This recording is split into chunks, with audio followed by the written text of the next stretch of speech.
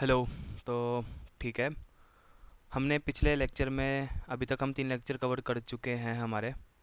If I am not wrong 3 या 4 lecture cover कर चुके हैं मेरे ख्याल से। एक बार देख लेते हैं। हाँ, तो हम अब तक 4 लेक्चर कवर कर चुके हैं किसके, प्रॉम्प्ट इंजीनियरिंग के। अभी तो बस शुरुआत है, आगे आगे देखो। तो प्रॉम्प्ट इंजीनियरिंग का पहला लेक्चर इंट्रोडक्शन था, दूसरा इंस्टॉलेशन था, तीसरी टेक्निक्स थी अलग अलग। और फिर हमने किसकी बात करी थी, प्रिंसिपल्स के बाद हमने पिछले लेक्चर में रिफाइननेस ऑफ प्रॉम्प्ट की बात करी थी। और हमने किसकी बात करी थी कि कैसे एक इनिशियल प्रॉम्प्ट से मैं अपने प्रॉम्प्ट को रिफाइन करता हुआ फाइनली आउटपुट पे एक अच्छे आउटपुट पे पहुंच सकता हूँ। और हमने बात करी थी कि कैसे मैं समराइज़ कर सकता हूँ अपने एक पर्टिकुलर टेक्स्ट को बहुत अच्छी तरीके से, कैसे मैं उसमें से रेलेवेंट इन्फॉर्मेशन निकाल सकता हूँ, कैसे एक्सट्रैक्ट वर्ड ज़्यादा यूज़फुल है समराइज वर्ड से। ऐसे ही आज हम कुछ कुछ चीज़ें और देखेंगे। तो अगर सपोज़ कोई पहली बार आ रहा है प्रॉम्प्ट इंजीनियरिंग के लेक्चर्स में, तो मैं फिर दोबारा से क्लैरिफाई कर दूँ इस चीज़ को कि मेरे पास 2 रास्ते थे। पहला रास्ता था कि मैं ये जो चीज़ें बता रहे हैं इनको अपनी आईडी में जाके तुम्हें करके दिखाऊं, या फिर दूसरा रास्ता था कि मैं तुम्हें साफ साफ इनकी वेबसाइट पे ले जाऊं ताकि तुम भी सेम कोड पे टेस्ट कर सको, सेम सिमिलर रिजल्ट्स पे टेस्ट कर सको। क्योंकि मैं अलग इन्वायरमेंट में काम करता, तुम अलग इन्वायरमेंट में काम करते, तो हमें कॉमन ग्राउंड पर हैं। इसलिए मैंने ये डिसीज़न लिया था कि ये जो इस लिंक पे जाना deeplearning.ai, ओपन एआई वालों की तरफ से कोर्स उन्होंने प्रॉम्प्ट इंजीनियरिंग का दिया हुआ है। पर इस कोर्स में दिक्कत यह है कि जो इंस्ट्रक्टर है वो इतना अच्छा नहीं पढ़ाता है और इंग्लिश में पढ़ा रखा है। तो अगर कोई देखना चाहता है तो देख सकता है यहाँ पर, और अगर हिंदी में ही देखना है तो ये देख सकता है, कोई इशू नहीं है उसमें। तो आज का हमारा टॉपिक क्या रहेगा, जैसे हमने पिछले लेक्चर में हमने 2 चीज़ें कवर करी थी, इटरेटिव और समराइजिंग। आज हम 2 और कवर करेंगे, इन्फरिंग और ट्रांसफॉर्मिंग। मैं पहले सोच रहा था कि मैं एक्सपेंडिंग और चैट बॉट को एक साथ कवर कर देता हूँ इसी वीडियो में, तो 4 हो जाएंगे। और एटलीस्ट हमारा ये वाला कोर्स के जो पार्ट्स हैं कि क्या क्या चीज़ें हमारा चैट जीपीटी एक्सप्लोर कर सकता है वो ख़त्म हो जाएगा। बट चैटबॉट वाला मैं अच्छी तरीके से बताना चाहूँगा। तो चैटबॉट वाला अपने आप में थोड़ा सा बड़ा है। यहाँ से मैं कुछ अलग चीज़ें भी बताना चाहूँगा चैटबॉट में जो दे रखी थी, उसके अलावा भी कुछ चीज़ें हैं, पर इन्होंने भी काफ़ी अच्छा एग्जाम्पल दे रखा है जो मुझे काफ़ी अच्छा लगा। आज हम इन्फरिंग और ट्रांसफॉर्मिंग की बात करेंगे केवल।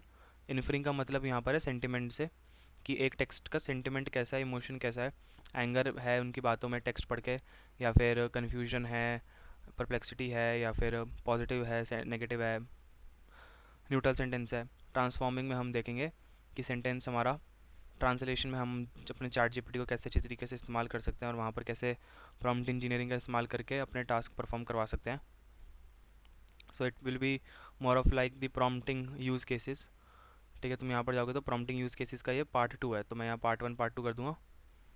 ओके फाइन, तो शुरुआत करते हैं।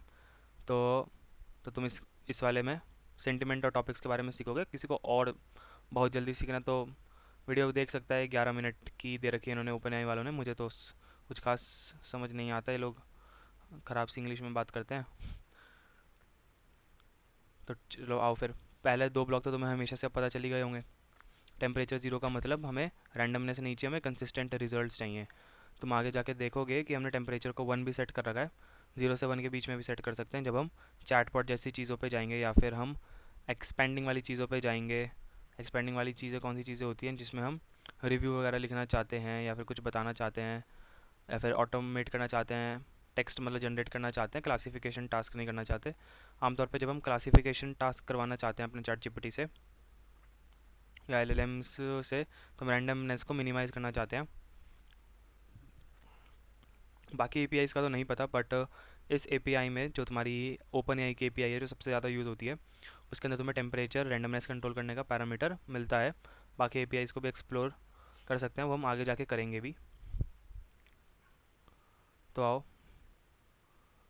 कुछ डिस्क्लेमर लिखा हुआ है, तुम्हारे काम का नहीं है ज़्यादा।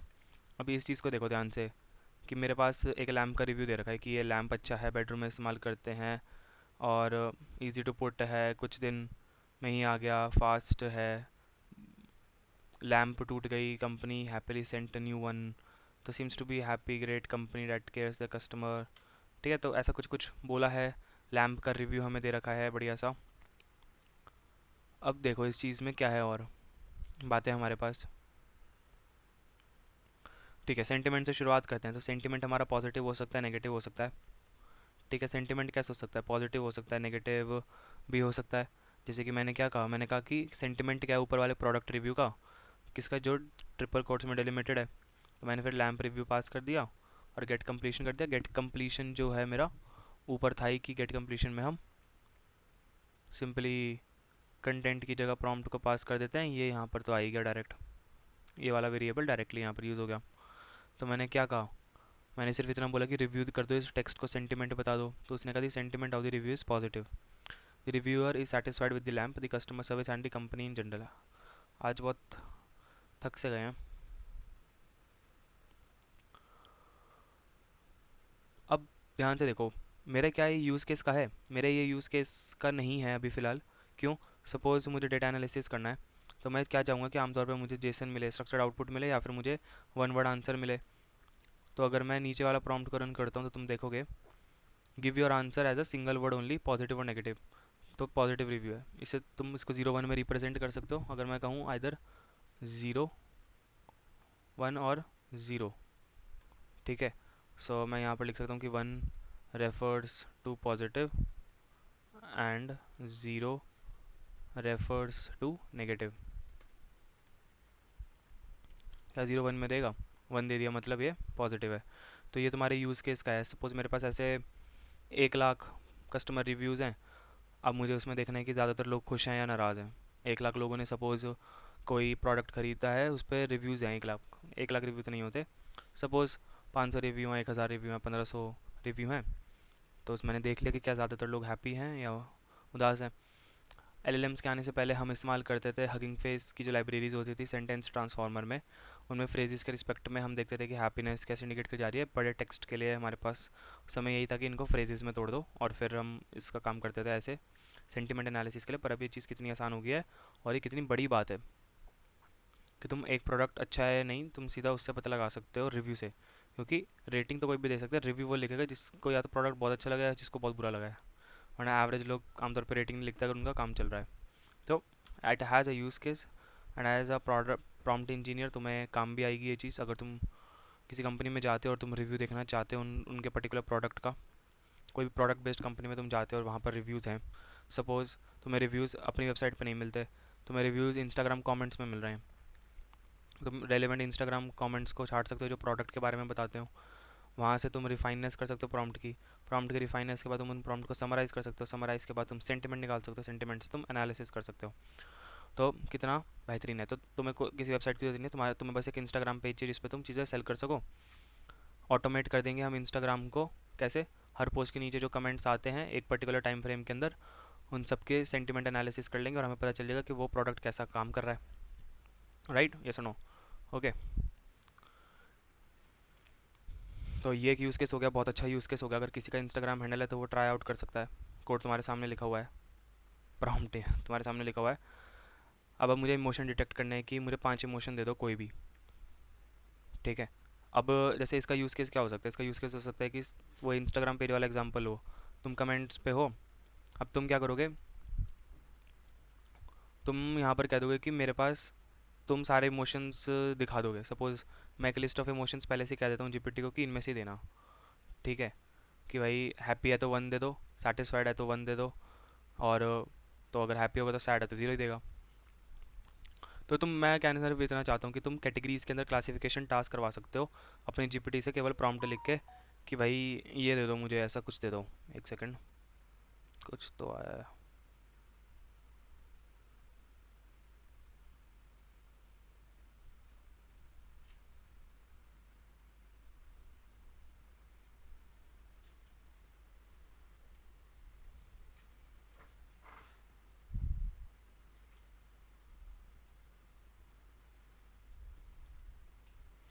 ओके, तो मैं कहाँ पर था, सॉरी। तो मैं कह रहा था कि हाँ, तुम सपोज इंस्टाग्राम पेज पे एक पोस्ट आई, तुम कमेंट्स देख रहे हो, तुम ऑटोमेट कर रहे हो कि मेरे पास जितने कमेंट्स आते हैं टाइम फ्रेम में रेलेवेंस निकालो। इन्फर कर लिया, मैं कहूँगा कि मुझे इमोशंस देखने हैं कि प्रोडक्ट रिव्यू के इमोशंस क्या हैं। तुमने पहले ही जीपीटी को दे दो कि एक सेट ऑफ इनमें से ही बताओ, इमोशंस में से कौन कौन से तुम्हें इमोशंस डिटेक्ट हो रहे हैं। टोटल जितने कमेंट्स हो उतने में से कितने कमेंट्स में तुम्हें हैप्पीनेस हो रहा है, सैड हो रहा है, सपोज बाय कैटेगरी, ठीक है। सैड, ग्रेटफुल हो रहा है, इंप्रेस हो रहा है, कंटेंट हो रहा है, जो भी तुम एनालाइज करना चाहते हो तुम्हें मिल जाएगा। तो इसमें हमने कुछ नहीं किया, इसके अंदर हमने कहा कि लिस्ट ऑफ इमोशन दे दो, 5 आइटम से ज़्यादा मत रखो और लोअर केस में कर दो सबको। वही सब कुछ इसने कर दिया तुम्हारा। मैं कहूँगा कि क्या इसके अंदर एंगर है, क्या प्रोडक्ट रिव्यू एंगर है, क्या कस्टमर हमारा एंग्री है? तो येस और नो में जवाब दो। तो इस प्रोडक्ट के रिस्पेक्ट में आ जाएगा कि येस और नो में जवाब दो। आ गया। Extract product and company name from customer reviews. तो मान लेते हैं कि ऊपर जो है हमारे पास प्रोडक्ट और कंपनी का नाम लिखा हुआ है, तो मैं क्या कह रहा हूँ, एक्सट्रैक्ट कर इन्फॉर्मेशन। ये हमने कल देखा था कि हम कैसे इन्फॉर्मेशन को एक्सट्रैक्ट करेंगे। समरी दे रखी है हमारे पास, समरी में से हम कैसे एक्सट्रैक्ट करेंगे, मतलब हमारे पास पैराग्राफ दे रखा है उसमें से हम कैसे एक्सट्रैक्ट करेंगे। ठीक है, तो बहुत ही सरल है, कोई दिक्कत नहीं है। तो उसने कहा कि, और मैंने कहा कि स्ट्रक्चर्ड आउटपुट दो। स्ट्रक्चर आउटपुट क्यों ज़रूरी था? स्ट्रक्चर आउटपुट ज़रूरी था क्योंकि हमें इसको बैकएंड में एनालिसिस के लिए यूज़ करना है, तो स्ट्रक्चर्ड वे में देंगे, जेसन फॉर्मेट में, राइट। तो item is lamp, brand is Lumina, और तुम्हें ऊपर मिल जाएगा ऊपर उसमें। मैंने यहाँ पर क्या बोला है, आइडेंटिफाई करो फॉलोइंग आइटम, रिव्यू टेक्स्ट में आइटम और company name, triple back tick में दे दो, आइटम और brand as the keys, item और ब्रांड को की में दे दो, आइटम और ब्रांड को कीज़ में दे दो। If the information isn't present, अगर इन्फॉर्मेशन प्रेजेंट नहीं है, अननोन लिख दो। Make your response as short as possible, छोटे से छोटा रिस्पॉन्स बनाने की कोशिश करो। बस बहुत ही सरल था, इसमें तो कुछ खास ज़्यादा समझाने का भी नहीं था। तुम अगर केवल कोड पे जाओगे तो तुम भी ये चीज़ कर सकते हो बहुत आसानी से। तुम्हें किसी इन 2-3 चीज़ों के लिए तुम्हें सीखने की जरूरत नहीं है, पर हाँ जो मैं एग्जांपल दे रहा हूँ कि इनको तुम एक्चुअली में यूज़ कहाँ कर सकते हो, वो तुम्हारा बिजनेस यूज़ केस हो जाता है। Because code has no value without business, right. So identify the following items from the review text. तो मैंने क्या कहा, सेंटिमेंट दे दो, एंगर है या नहीं वो दे दो, आइटम और कंपनी का नेम दे दो। जो भी तुम निकालो उसको जेसन में डाल दो, इन चारों को एज अ की ले लो, प्रेजेंट नहीं है तो अननोन कर दो, और वैल्यू दे दो, और एंगर के लिए बुलियन दे दो, और छोटे से छोटा रिस्पॉन्स देना। So it gave. तो अगर तुम्हें लिखते ये इस चीज़ का रखो, make your response as short as possible. इससे क्या होगा कि फालतू के शब्द नहीं देगा, तो छोटे से छोटा रिस्पॉन्स देने की कोशिश करेगा, उसका मेन टास्क क्या है वो याद आ जाएगा। सॉरी।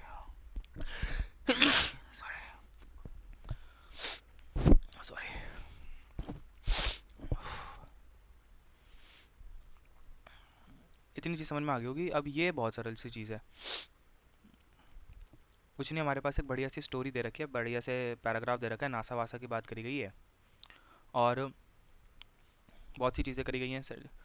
मल्टीपल पैराग्राफ्स में मल्टीपल बातें करी गई हैं, सर्वे की बात करी गई है, नासा के एम्प्लॉयज़ की बात करी गई है, और तुम्हारे जॉब सोशल सिक्योरिटी एडमिनिस्ट्रेशन की बात करी गई है। तो मैंने क्या कहा, मैंने कहा कि 5 रेलेवेंट टॉपिक्स दे दो मुझे अबव टेक्स्ट में से, और format your response as a list of items. अब इसने सेपरेटेड बाय कॉमास वाली कमांड नहीं मानी, इसने ऐसे दे दिया, इसने यहाँ पर कमांड नहीं मानी। तो अगर तुम यहाँ पर प्रॉम्प्ट को और डिफाइन करोगे तो मैं डेफिनेटली मिलेगा। तो उसने नहीं मानी हमारी बात, कोई बात नहीं, ना मानने दो। फिर हम कुछ नहीं कर रहे हैं, इस अब पता नहीं इनको कैसे लिखा गया है, इस पर्टिकुलर को हम स्प्लिट कर दे रहे हैं।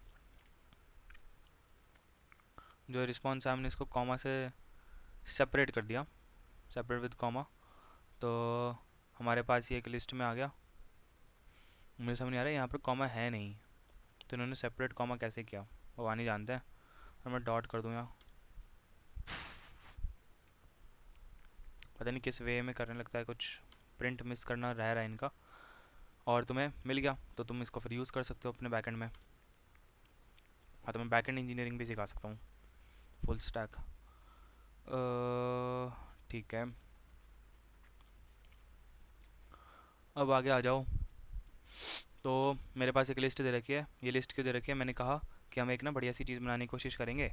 वो बढ़िया सी चीज़ क्या है? वो बढ़िया सी चीज़ है हमारे पास कि मेरे पास ये टॉपिक्स है, ये टॉपिक्स है, और मैंने कहा ये स्टोरी है। स्टोरी कौन सी? ये वाली स्टोरी। तो मैंने कहा कि मुझे वो टॉपिक्स दे दो जो जो इस स्टोरी में प्रेजेंट हैं इन टॉपिक्स में से। तो वो कैसे किया मैंने, अगर तुम्हें स्ट्रिंग को लिस्ट में कन्वर्ट करना होता है तो तुम स्प्लिट फंक्शन का इस्तेमाल करते हो, कैसे तुम स्प्लिट करना चाहते हो। और अगर तुम किसी लिस्ट को स्ट्रिंग में कन्वर्ट करना चाहते हो तो पाइथन में बहुत ही फेमस फंक्शन है हमारा जॉइन, तो वो लिस्ट को स्ट्रिंग में कन्वर्ट कर देता है। किससे करना चाहते हो, तो तुम कॉमा स्पेस की जगह वहाँ पर सबको ज्वाइन कर देना चाहते हो। तो नासा मतलब वो तुम्हारा डेलीमीटर की तरीके से काम कर रहा है कि मैंने दिया नासा फिर कॉमा स्पेस लोकल गवर्नमेंट फिर कॉमा स्पेस इंजीनियरिंग फिर कॉमा स्पेस एम्प्लॉय सेटिस्फैक्शन। ठीक है, तो तुम लिस्ट को स्ट्रिंग में कन्वर्ट कर सकते हो। डेलीमीटर क्या होगा तुम्हारा जो भी दे रखा है, और तुमने फिर फाइनली कहा कि ऐसे दे दो आउटपुट, कैसे, आइटम का नाम दो और 0 1 में आउटपुट दे दो। तो उसने दे दिया कि नासा का टॉपिक प्रेजेंट है, गवर्नमेंट का टॉपिक प्रेजेंट नहीं है, इंजीनियरिंग का प्रेजेंट नहीं है, सेटिस्फैक्शन प्रेजेंट है, लेटर फेडरल गवर्नमेंट के बारे में बात करी गई है। अब ये बहुत ही सरल सी चीज़ है। अब मैं बनाना क्या चाह रहा था कि न्यूज़ अलर्ट, तो यहाँ पर न्यूज़ अलर्ट का मतलब क्या है, मेरे पास स्टोरी दे रखी होगी, मेरे पास कुछ पहले से प्री डिफाइंड टॉपिक्स होंगे, जैसा मैंने कहा था कि हम प्री डिफाइंड टॉपिक्स देते हैं, फिर हम बताएंगे कौन कौन से 0 1 है, तो हमने 0 1 बता दिए। तो ये कुछ नहीं करता है, ये सिर्फ इतना करता है कि इसको डिक्शनरी में कन्वर्ट करता है। जैसे जो रिस्पॉन्स आया ये स्ट्रिंग है एक, ठीक है, तुम कंफ्यूज ना हो इसलिए मैं ये बता रहा हूँ, तुम अपने आप कोड चला के जब देखो। रिस्पॉन्स है, स्ट्रिंग को लिस्ट में कन्वर्ट करने के लिए डॉट स्प्लिट करा, ये अगली लाइन में आ रहा है तो बैक स्लैश एन से सेपरेट आउट कर दिया, बैक स्लैश एन से सेपरेट आउट कर दिया। उसके बाद फाइनली आखिरी में सबको डिक्शनरी में डाला हुआ है कि की वैल्यू पे रखो, और जो ये आई आया, आई होगा तुम्हारा नासा कोलन स्पेस 1 फिर लोकल गवर्नमेंट कोलन स्पेस 1। तो की दे दी कैसे, ठीक है, की दे दी डॉट स्प्लिट कोलन स्पेस, अगर मैं स्प्लिट करूँगा तो नासा और 1 में टूट जाएगा। नासा 0 वाला दे दिया कोऑर्डिनेट तो की बन गया, 1 वाला वो दे दिया तो वैल्यू बन गया। तो ये फाइनली अपना पूरा एक डिक्शनरी में कन्वर्ट हो गया। ठीक है, अगर मैं यहाँ पर दिखा सकूँ तुम्हें, print the topic dictionary and print star, तो देखो नासा 1 लोकल गवर्नमेंट 0 डिक्शनरी में कन्वर्ट कर रहा है ताकि हम यूज़ कर सकें यूजेबल फॉर्मेट में इसको। तो तुम्हें हमेशा याद रखना, जो भी रिस्पॉन्स आता है एलएलएम की तरफ से वो हमारा एक स्ट्रिंग होता है, तो तुम्हें रेलेवेंट स्ट्रक्चर में लाना होता है। आजकल तो तुम्हारे चैट जीपीटी में जो की आती है एक पैरामीटर जेसन ऑब्जेक्ट पास कर सकते हो तुम, बट वो बाकी एलएलएम्स के लिए नहीं होती। तो मैंने हमेशा कहा कि हम प्रॉम्प्ट इंजीनियरिंग सीखना जीपीटी के लिए नहीं चाहते हैं, जीपीटी वाले एलएलएम के लिए नहीं चाहते हैं, केवल हम जनरल प्रॉम्प्ट इंजीनियरिंग सीखना चाहते हैं। कैसे, अगर तुम छोटे मॉडल्स के साथ काम कर रहे हो तो तुम कैसे मदद ले सकते हो अपने प्रॉम्प्ट इंजीनियरिंग कैपेबिलिटीज़ का। तो ये तुम्हें मिल गया, provide answer as short as possible is a good trick to remember, और ऐसे कन्वर्ट करना बहुत अच्छा है। और फिर फाइनली तुम्हें क्या मिल गया, अगर 1 है तो प्रिंट कर दो, सिंपल। ये हो गया तुम्हारा इन्फरिंग। इन्फरिंग में सेंटिमेंट एनालिसिस करा है कुल मिला के हमने, और बाकी कुछ नहीं किया। मैं यहाँ पर लिख देता हूँ, कमांड सी करा, कमांड जी करा, कमांड सी कमांड भी करा। यहाँ हेडिंग लगा लो, inferring of prompt and transforming of prompt. क्या दिख रहा है, नहीं दिख रहा है, inferring and summarising task by prompt by GPT by prompt engineering is better. ठीक है, अब तुम इस पे आ जाओ, क्या बोलते हैं, कमांड सी कमांड वी।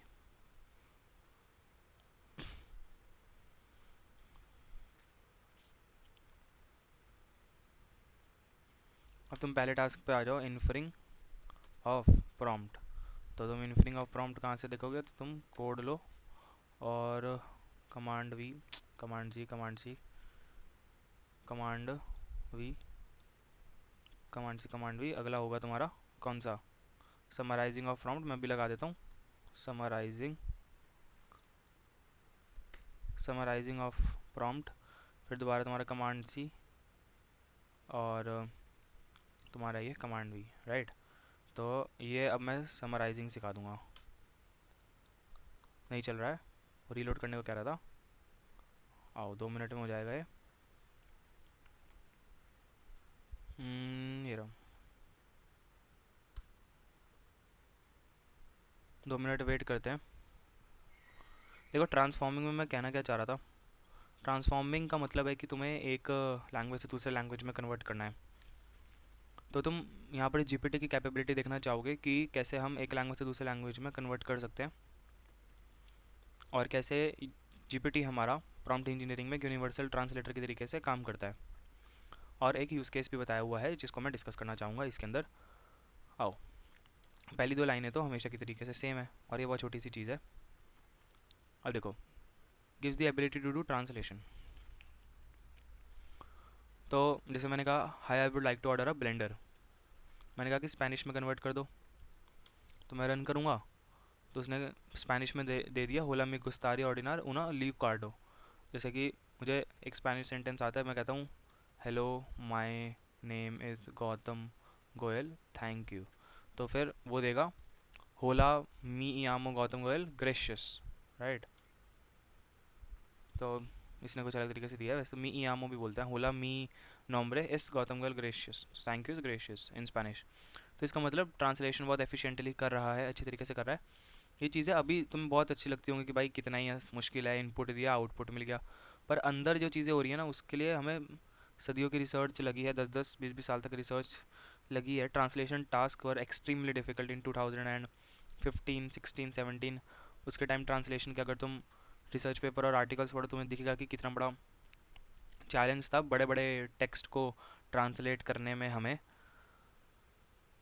पर आज के टाइम तब हम फ्रेजेस को ट्रांसलेट करते थे, वो भी अच्छी तरीके से हो पाते थे नहीं हो पाते थे हम देखते थे।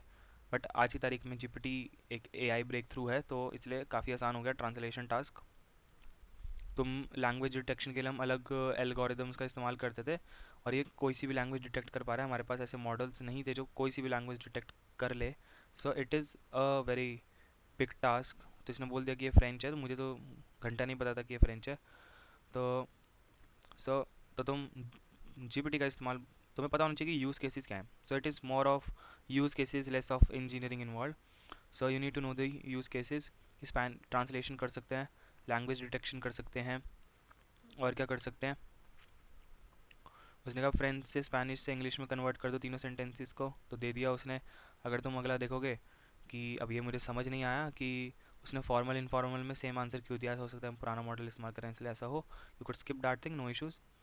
तुम यहाँ पर आओ, सपोज़ मुझे एक यूनिवर्सल ट्रांसलेटर चाहिए था, तो तुम आज से 20 साल पहले चले जाओ, तुम किसी को कहो कि हमारे पास एक ऐसी मशीन होएगी जो दुनिया की सारी भाषाएं जानती होएगी। So seems godly no, but now it doesn't seems godly, तो सारी भाषाएं जानता है।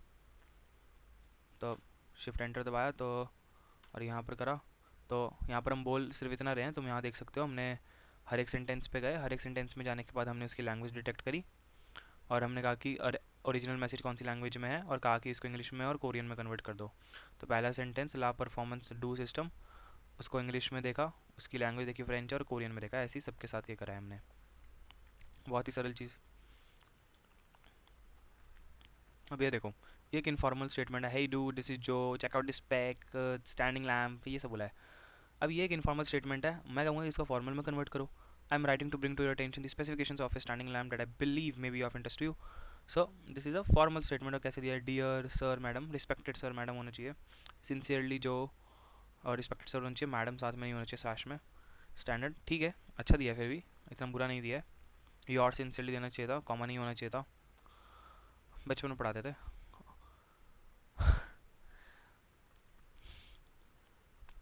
Hmm, हाँ आखिरी चीज़ क्या थी, ये कुछ नहीं, मुझे एक डिक्शनरी दे रखी है, डिक्शनरी के अंदर रेस्टोरेंट के एम्प्लॉयज़ के नाम है और एक लिस्ट दे रखी है, उस रेस्टोरेंट के एम्प्लॉयज़ का नेम और ईमेल क्या है वो दे रखा है मेरे पास। तो मैं कह रहा हूँ कि सिंपली जेसन को HTML में कन्वर्ट कर दो, कॉलम को हेडर बना दो और टाइटल दे दो, और मैं प्रिंट करता हूँ। मतलब ये एक यूज़ केस है कि मैं फॉर्मेट कन्वर्जन कर सकता हूँ। सपोज़ केवल मैं ट्रांसलेशन का टास्क अच्छे तरीके से नहीं, मैं ट्रांसफॉर्मेशन में मैं एक तरीके से मैं दूसरे तरीके में कन्वर्ट कर सकता हूँ अपने डेटा को। जैसे किसी कोड को मैं C++ से जावास्क्रिप्ट में कन्वर्ट करा सकता हूँ, किसी भी कोड को मैं किसी भी लैंग्वेज में कन्वर्ट करवा सकता हूँ, और लगभग 80 to 90% एक्यूरेसी के साथ हम वो करके दे पाते हैं। हाँ अभी भी हम कोड कन्वर्जन में कॉम्प्लेक्स चीज़ें नहीं कर पाते, मैं एग्जांपल दिखा देता, पर अभी मुझे याद नहीं है। पर हाँ बहुत बार ऐसा होता है कि जो इन डेप्थ टेक्निकलिटीज़ हैं वो समझ नहीं पाता है, टेक्निकलिटीज़ समझ नहीं पाता है। तो जैसे मैंने इसको कहा जेसन से HTML में कर दो, तो इसने मस्त तरीके से इसको कन्वर्ट कर दिया, ये दे दिया। अब इसका फ़ायदा क्या है कि मैं इसको यूज़ कर सकता हूँ अपने तरीके से दिखाने के लिए। तो मैं इसको एक जो UI पे दिखा सकते हैं वो वाला चीज़ मैं डायरेक्टली यहाँ पर दिखा सकता हूँ वेबसाइट पे अपनी। एक अच्छा उदाहरण दूँ अगर, तो ये है कि सपोज़ मुझे SQL आती है बहुत अच्छी तरीके से, माई SQL ठीक है बहुत अच्छी तरीके से आती है, पर मुझे SQLite नहीं आती, मुझे MySQL आती है, SQLite नहीं आती, तो conversion task, transformation task will be very simple. Write a query in MySQL, से him to convert to SQLite for your back end. या फिर जैसे सपोज मैं numpy pandas में वीक हूँ, अगर मैं कहूँ कि मैं numpy pandas में वीक हूँ और मुझे एक पर्टिकुलर टास्क को परफॉर्म करना है, सो दी बेस्ट, बट तुम MySQL में बहुत अच्छे हो क्योंकि तुम डेटा एनालिसिस MySQL में बहुत अच्छी तरीके से करना जानते हो, तो तुम सिंपली GPT को कहो कि मेरे पास ये क्वेरी है, ये टेबल है, ये कॉलम के नाम है, सो मुझे इसको numpy pandas में करके दे दो. सो ही शी विल डू, मतलब हमारा जो numpy pandas है उसमें कर देगा इसको, बहुत ही सरल तरीके से कर देगा. और मैं ये खुद करता हूँ क्योंकि मुझे SQL बहुत अच्छी तरीके से आती है, पर मुझे क्या नहीं आता है, numpy pandas के सारे फंक्शंस का ज्ञान नहीं है. केवल बहुत सालों तक अगर काम करते हैं, 10-15 सालों तक, तभी तुम्हें सारे फंक्शंस लगभग लगभग याद हो जाएंगे जो तुम यूज़ करते हो. तो if you are in a learning phase which you will always be, use GPT, it will be a good thing too. हाँ, ग्रामर चेक कर सकते हैं, ये वाला मुझे बहुत अच्छा लगता है. अभी देखना तुम, यहाँ पर रेड लाइन करके कुछ था, अभी देखता दिखाता हूँ. तो मेरे पास एक लिस्ट है, उस लिस्ट के अंदर स्ट्रिंग है और कुछ चीज़ें गलत हैं, कुछ चीज़ें सेंटेंसेस सही हैं, तो क्या प्रूफ रीडिंग कर पाएगा. तो प्रूफ रीडिंग की जॉब्स होती थी कि सपोज एक बुक लिखी गई है तो उसके अंदर ग्रामेटिकल एरर्स तो नहीं है या फिर कोई वैसे एरर्स तो नहीं है, तो हम प्रूफ रीडिंग कर सकते हैं और कह सकते हैं कि जिस सेंटेंस के अंदर गलती है तो उसको सही करके लिख दो, जिसमें नहीं है तो उसमें नो एरर फाउंड लिख दो. तो the girl with the black and white puppies have a ball, so it should has a ball. जिस सेंटेंस में एरर नहीं है उसमें नो एरर फाउंड लिख दिया. Right, cool. तो मेरे पास एक पैराग्राफ था, मैंने उस पैराग्राफ को क्या कहा कि प्रूफ रीड करो इसको. तो ये वाला वर्ड याद रखना, ये तुम्हें प्रॉम्प्ट इंजीनियरिंग में काफ़ी अच्छा देखेगा. कि सपोज सपोज तुम क्या एग्जांपल ले सकते हो, सपोज तुम एक बुक लिखते हो, ठीक है, बुक का एग्जांपल लेते हैं. तुम एक बुक लिखते हो तो तुम एक ई बुक लिख सपोज तो, और या फिर तुम एक फॉर्मल ईमेल लेटर लिख रहे हो और तुम उसमें स्पेलिंग एरर्स कर देते हो, तो ये बहुत अच्छी तरीके से डिटेक्ट कर पाएगा और प्रूफ रीड करके करेक्ट कर पाएगा रिव्यू को. So this can be a very good use case. अपने स्कूल का होमवर्क करवाना चाहते हो या फिर मैनेजर को कोई अच्छा फॉर्मल मैसेज लिखना चाहते हो, उसके अंदर स्पेलिंग एरर्स है, ग्रामेटिकल एरर्स है, तो इसको करेक्ट करवा सकते हो GPT से. सो ये एक बहुत अच्छा यूज़ केस हो सकता है तुम्हारे प्रॉम्प्ट इंजीनियरिंग का. ठीक है, अब तुम्हें लगेगा कि यार चेंज क्या हुआ है, तो सेम से लग रहा है. तो got this for my birthday, I got this for my daughter. तो ये ओपन AI ने बहुत अच्छा दे रखा है. मुझे नहीं पता था कि रेड लाइन से हम पता लगा सकते हैं. तो देखो हुआ क्या है, रेड लाइन से नाम की हमारे पास एक लाइब्रेरी है, उसके अंदर पुराना टेक्स्ट दिया और नया टेक्स्ट दिया, तो पता चल गया कि भाई कहाँ कहाँ पर चेंजेस हुए हैं. जैसे पहले got this for my daughter था तो अब क्या आ गया, I got this for my daughter. पहले कज था तो बिकॉज आ गया, टू था तो टू आ गया. तो ये बताता है कि हाँ भाई चेंजेस करें. जैसे डॉटर की स्पेलिंग गलत थी पहले, तो मैंने प्रूफ रीडिंग करने को कहा तो डॉटर की स्पेलिंग करेक्ट कर दिया उसने उसके अंदर. क्यूट डॉट कर दिया, क्यूट डॉट कर दिया, ऐसे. ठीक है, तो ये सारी चीज़ें हैं जो बहुत अच्छी तरीके से करी. एक्स्ट्रा स्पेसिस को हटाया गया है. आखिरी में क्या है, तो आखिरी में लिखा हुआ है कि तुम, तो जो ऊपर वाला रिव्यू दे रखा था, ये जो ऊपर वाला रिव्यू दे रखा है, इसको तुम एडवांस रीडर्स के लिए बनाओ. तो एडोरेबल पांडा प्लस बर्थडे गिफ्ट, तो एडवांस लैंग्वेज, कॉम्प्लिकेटेड लैंग्वेज, मोर प्रोफेशनल लैंग्वेज में बनाया गया, तो तुम ये टास्क भी अचीव कर सकते हो इसके थ्रू. तो ये तुम्हारा ट्रांसफॉर्मिंग हो गया. तो ये ट्रांसफॉर्मिंग बहुत सरल था. अब मैं चाहूँ तो मैं एक्सपेंडिंग और चैटबॉट बता सकता हूँ, बट मैं चाहता हूँ कि मैं चैटबॉट थोड़ा सा बहुत अच्छे तरीके से समझाऊँ. क्योंकि ये देखो, इटरेटिव, समराइजिंग, इन्फरिंग, ट्रांसफॉर्मिंग, अगर मैं तुम्हें ना भी बताऊँ तब भी तुम, जब तुम्हारा काम आएगा तुम ये देख सकते हो. बट मेरा बताना फ़र्ज़ है कि यहाँ यहाँ यूज़ कर सकते हैं हम इसको. चैटबॉट में हम थोड़ा सा चेन ऑफ थॉट के बारे में और सीखेंगे कि कैसे चेन ऑफ थॉट कितना यूज़फुल हो सकता है और कैसे एक रियल वर्ल्ड एग्जांपल में इसका इस्तेमाल किया जा सकता है. ओपन AI की तरफ से ही होगा वो भी, कि कैसे उन्होंने ऑटोमेट करा पिज़्ज़ा डिलीवरी को. देखेंगे वो चैटबॉट वाले सिस्टम में, तुम खुद भी जाके देख सकते हो अगर तुम देखना चाहो. और एक्सपेंडिंग में हम देखेंगे कि कैसे, एक्सपेंडिंग में क्या था मैं भूल गया. हाँ, एक्सपेंडिंग में हम मतलब थोड़ा सा ये देखना चाहेंगे कि ईमेल नोटिफिकेशंस का रिप्लाई कैसे कर सकते हैं अच्छी तरीके से. मतलब यूज़ केसेस हैं एक तरीके से, कि टेम्परेचर की सेटिंग कैसे कर सकते हैं क्रिएटिव रिस्पॉन्डिंग के लिए, वो हम कल के लेक्चर्स में देखेंगे. और कल के लेक्चर के बाद ये ख़त्म हो जाएगा. प्रॉम्प्ट इंजीनियरिंग तो नहीं ख़त्म होएगा, पर ये ख़त्म हो जाएगा तुम्हारा, क्या बोलते हैं उसको, ये वाले कोर्स पे जो चीज़ें दे रखी हैं. उसके बाद हम डिस्कस करेंगे कि हमारी कैसे और बैड प्रॉम्प्टिंग प्रैक्टिसेस क्या होती हैं, ये सब हम देखेंगे. और कैसे तुम इम्प्रूव कर सकते हो वो सब देखेंगे प्रॉम्प्ट इंजीनियरिंग के कोर्स के अंतर्गत. तो तब तक के लिए गुड बाय.